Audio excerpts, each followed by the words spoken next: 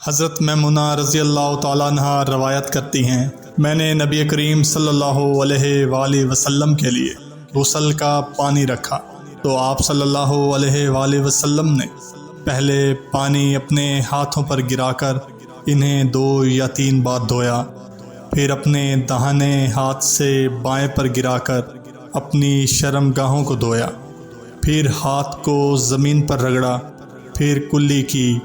اور ناک میں پانی ڈالا، پھر اپنے چہرے اور ہاتھوں کو دھویا، پھر اپنے سر کو 3 مرتبہ دھویا، پھر اپنے سارے بدن پر پانی بہایا، پھر آپ صلی اللہ علیہ وآلہ وسلم اپنی غسل کی جگہ سے الگ ہو گئے، اور پھر اس کے بعد آپ صلی اللہ علیہ وآلہ وسلم نے اپنے قدموں کو دھویا۔